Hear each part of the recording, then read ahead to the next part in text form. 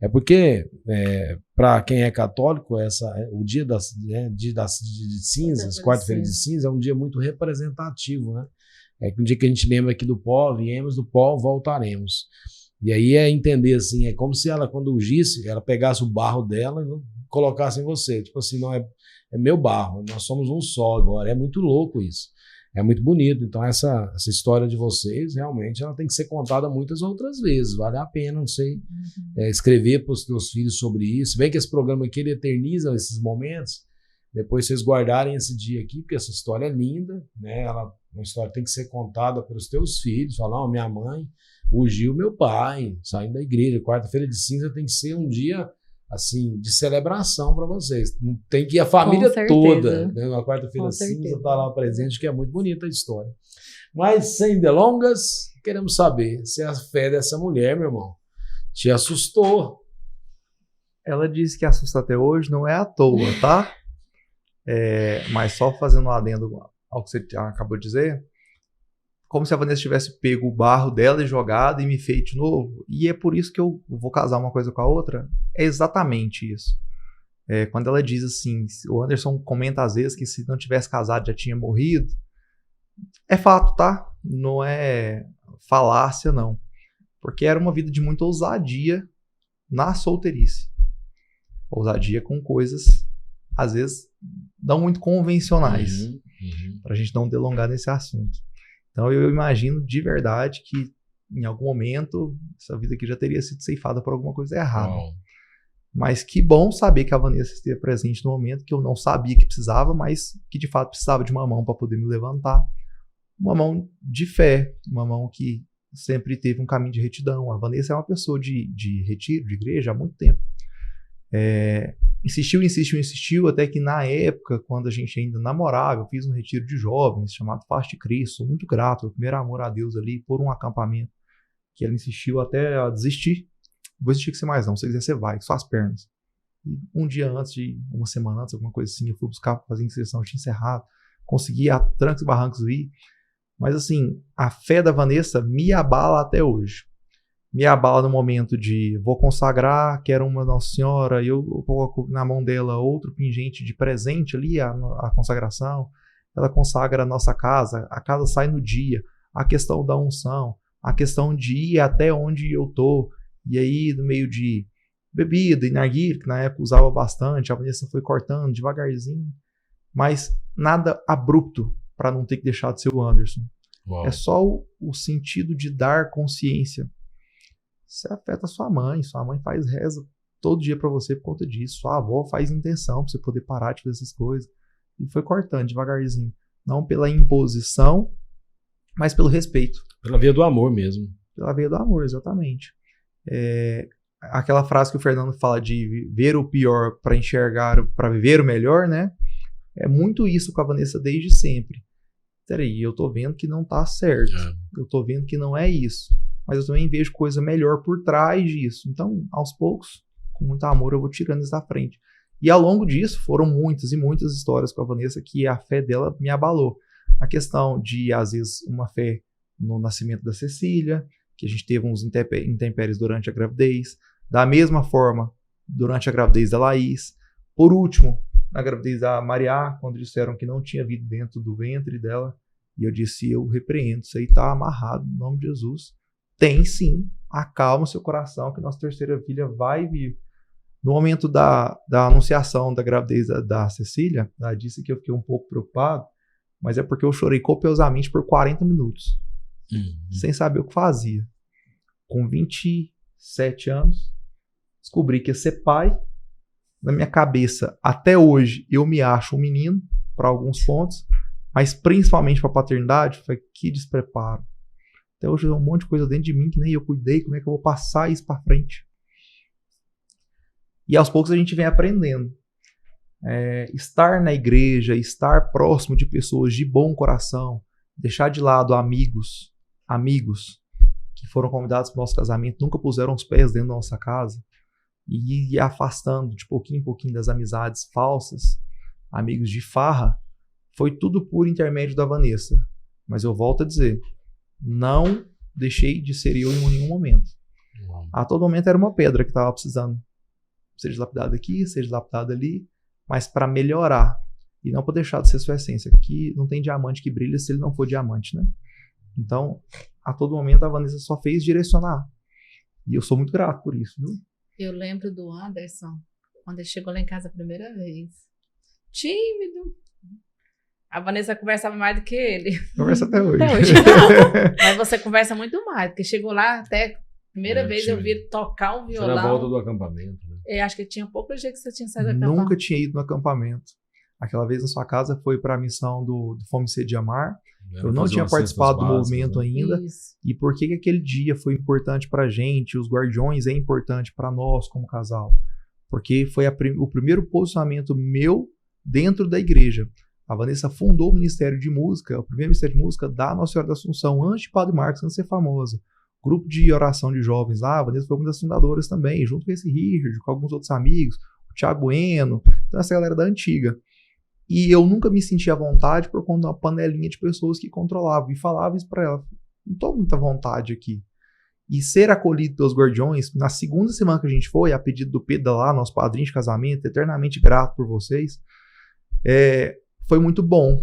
E querer estar perto daquele povo, pra Vanessa, foi algo utópico, né? Peraí, meu marido tá querendo ir pra igreja? Não sei se vocês lembram, mas naquele dia eu chorava sem parar na sua casa. Meu marido toda hora tá querendo estar perto desse pessoal. Na hora que ele pegou o violão, que ele tocou, eu chorava sem parar. Chorou, aí que você chorou mesmo, porque você falou que ele sentia inferior, né? E você tocar aquele dia foi muito bonito. E esse passo do Anderson teve por trás dele um passo de muita ousadia minha. Até partilhei, né, sobre isso no acampamento agora. Teve um dia em que eu fui cantar na missa, porque eu cantava nas missas de domingo lá na Assunção. E nesse dia a gente tinha feito um churrasco em casa, na nossa casa mesmo. E o Anderson tava bebendo, na nossa casa, com parentes, pessoas conhecidas. E eu não sei o que aconteceu, e não tinha ninguém pra cantar na missa. E eu fui cantar sozinha na missa de domingo. Como ele tinha bebido muito durante o dia, ele falou, não, eu não vou ficar em casa. E aí eu deixei a Cecília em casa com ele, porque eu ia sozinha, a Cecília era muito bebezinha. Deixei ela com ele e fui pra missa. Cantei na missa e voltei pra casa. A missa da Assunção demora muito, já era quase 10 horas da noite. Eu tava sem chave, ele tava em casa, e aí nesse dia, pra mim, foi o dia, assim, acho que o único dia que eu quis chutar o pau da barraca mesmo, porque eu buzinava, ele não abria, tocava interfone, ele não abria, chamava, chutava o portão, ele não abria, eu comecei a escutar a Cecília chorar, e nada do Anderson, falei, meu Deus do céu, será que ele saiu, deixou a Cecília sozinha? Até que ele abriu o portão, depois de quase meia hora. E eu 10 horas da noite batendo, né, na porta lá de casa. E aí eu vi que ele tava muito bêbado. Ele tinha bebido muito. Tava muito bêbado. A Cecília tava toda vomitada e ele fazendo uma mamadeira pra ela. Então eu acho que ele não tava consciente do que ele tava fazendo naquele momento. Acho que ele tava fazendo tanta mamadeira pra ver se ela parava de chorar que ela começou a vomitar. E naquele dia eu fiquei muito irada com Deus. Eu acho que eu fiz a oração mais dura que Deus já ouviu da minha boca. Porque eu falei assim, eu saí pra cuidar das suas coisas e você não cuidou das minhas. E o senhor tem 1 ano pra mudar a minha história dentro desse casamento aqui. Porque eu não consigo mais servir a Deus sozinha, sem meu marido do meu lado. Não dá mais.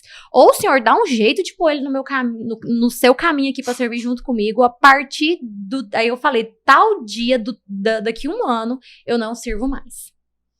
E nesse dia foi muito difícil pra mim. Eu dormi no quarto da Cecília chorando muito, porque eu tava me sentindo muito injustiçada, sabe? Por ter saído pra cantar na missa, voltado, encontrado na minha casa uma zona, bebida pra tudo quanto é lado. Falei, gente, que é isso? Falei, Deus, o senhor tem 1 ano. 1 ano pra mudar isso aqui. E aí, ao invés de ficar muito irada com ele e obrigar ele a ir comigo, falei, Deus, eu joguei nas mãos de Deus, agora ele que se vire pra convencer o Anderson disso aí. E aí, no meio do caminho, aconteceu muitas coisas. O Anderson fazia cursinho, no qual não deixava ele participar dos grupos de oração comigo, porque ele tinha aula todo dia à noite. Chegou o dia da prova dele. A prova foi fraudes atrás de fraudes e não virou nada. Ele desistiu de estudar para concurso e no mesmo dia que ele falou, eu não estudo mais para concurso, ele falou, vamos lá no Ninho? Falei, opa, lá na Sagrada Família, eu já participava da Assunção há muitos anos, desde a época do Padre Pedro, então ali pra mim era minha casa, né, a Assunção. Ele, vamos lá no Ninho? Falei, vamos. O Pedro vivia chamando a gente pra ir, né, porque o Pedro e ela lá, a gente se conheceu lá na Assunção, né, nós fomos padrinhos de casamento deles também, lá da Assunção, mas eles viviam chamando a gente pra ir lá. E aí nós fomos. Quando chegou lá, o Anderson se sentiu super à vontade. E aí foi quando eu falei, entendi, Deus, eu preciso acompanhar ele onde ele quiser, né? E aí foi nesse momento em que eu deixei o meu servir lá para acompanhar ele. E aí quando ele fez o acampamento, que ainda demorou quase um ano, né? Porque o Rui fez primeiro que você. O Rui fez o quinto, eu fiz o sexto. O Rui fez o quinto. Nós também convidamos o Rui para ir com a gente para lá. O Rui fez o quinto no momento que ele precisava muito. Foi muito bom para ele. O Anderson fez o sexto. E a partir do sexto acampamento que ele se posicionou como servo de Deus. E eu falei, entendi, Deus, então é para eu permanecer aqui. Não é para eu chutar o balde. Mas foi... Mas assim, foi uma oração muito sincera que eu fiz com Deus e eu tava determinada. Eu falei, não, se for para eu ficar aqui, indo pra missa sozinha, indo pra grupo de oração sozinha, deixando meu marido, sei lá, fazendo o quê em casa, onde ele vai estar, eu não vou mais. Só que Deus é misericordioso, né? Eu acho bonito porque tem até uma passagem que você tinha partilhado comigo, gostaria que você lesse ela, porque eu acho que é o posicionamento que uma mulher precisa ter, é esse, sabe? Ora pela sua casa. Então, o que precisa, essa oração sincera, é o que o Senhor quer de cada um de nós. Quando você tem esse posicionamento de orar dessa maneira, de pedir, de colocar data, é um posicionamento realmente espiritual mesmo, como uma mulher que está como serva do Senhor e acredita literalmente no propósito, porque a gente olha, parece que tá sofrendo uma grande injustiça. Então, quantas pessoas hoje, né, você que está aí assistindo conosco, você conhece pessoas que estão vivendo injustiça no casamento, né, tanto da parte com o esposo ou com a esposa, enfim, tanto as mulheres quanto os homens, estão vivendo injustiça. Então, assim, eu gostaria que você lesse essa passagem agora, Vanessa, você tinha partilhado comigo, e a gente vai falar com a galera aqui, porque essa passagem eu queria que você que está conosco aqui, escuta essa passagem no seu espírito, tanto você, homem, quanto mulher, para a gente entender que posicionamento espiritual nós precisamos ter nos dias de hoje. Tito 2, carta a Tito 2. O teu ensinamento, porém, seja conforme a sã doutrina. Os mais velhos sejam sóbrios, graves, prudentes, fortes na fé, na caridade, na paciência. Assim também, as mulheres de mais idade mostrem no seu exterior uma compostura santa. Não sejam maldizentes nem intemperantes, mas mestras de bons conselhos. Que saibam ensinar as jovens a amarem seus maridos, a quererem bem seus filhos, a serem prudentes, castas, cuidadosas da casa, bondosas, submissas a seus maridos, para que a palavra de Deus não seja desacreditada. Uau, não é poderoso demais, né? Fortes na fé. E aí, meu irmão, agora há pouco eu tinha dito, né, que era lá uma menina, né, se posicionando como mulher ungindo o marido, né? Agora aqui, depois dessa fala dela em relação a tudo que ela viveu, sempre foi uma mulher onde todo mundo olhou e achou que era menina, mas era uma mulher. Agora tá claro para mim espiritualmente porque que Deus deu tantas mulheres para vocês. É porque vocês nasceram para instruírem mulheres a serem mulheres divinas. Amém. É isso aí. Amém. E o Jorge dele? E se tiver mais um filho, eu queria te avisar que vai ser uma menina. Amém. Amém. Vai ser mais uma menina, porque aqui o que tem sobre a vida de vocês é um discipulado. Ele já tem até o nome escolhido da menina. Você viu a passagem que você traz sobre mulheres mais de idade ensinarem as mulheres mais novas. Então, quando você faz aquele posicionamento e ali já com a dureza, com a energia que você fala com Deus, é porque você já viu o processo que a sua própria filha Cecília poderia viver. Uhum. Então você abre a mente e expande. Não, eu não quero isso nem para mim, nem para minha filha. Eu estava servindo o Senhor e chego aqui e vejo minha casa desse jeito, então, nesse estado que está. Então, assim, seu posicionamento forte, de uma liderança muito forte, muito importante isso, porque nós estamos vivendo um tempo, meu irmão, que as mulheres, muitas vezes, ela tá indo pra internet, ela tá ali se resolvendo na internet no sentido de soltar, colocar a boca no trombone, coloca carinha de choro, coloca carinha de raiva. Não, cara, se posiciona pro Senhor. Porque é o seguinte, a gente sabe que o papel da mulher é um papel muito importante, o papel do homem no relacionamento é muito importante, e o povo não ora. Cara, se você tem dificuldade na sua relação, você tem que orar. Tem que orar. Você só resolve as coisas com oração, cara. Ação e oração. Então a oração vai te dar a resposta para suas ações. E tá aí, olha que coisa bonita, que história linda isso. Bonito demais, né, meu amor? Isso mesmo. E acho que quando a pessoa coloca a cara lá na internet, lá, o diabo adora, né? Faz festa. Repórter do diabo a internet, né? E aí, ao invés de estar orando ali pelo seu casamento, Verdade. fica perdendo tempo na internet, um lugar que o diabo fica doidinho pra pegar, né? Repórter do diabo. E muitas vezes para falar do casamento dos outros, né? Para fazer fofoca da vida dos outros, enquanto o seu mesmo tá precisando de muitos reparos. Então, mulher, não desabafa então na internet, não, né? Desabafa com o Senhor. Exatamente. Né? Mulher é forte, né? Eu acho assim, é até clichê falar, nossa, fulana é uma mulher muito forte. Realmente é, a gente só precisa saber onde a gente tem que pôr a nossa força. Porque às vezes a gente coloca a nossa força em tantas coisas erradas e que às vezes não vai gerar fruto nem pra você, nem pra ninguém. Então é saber onde colocar a sua força mesmo. É isso mesmo.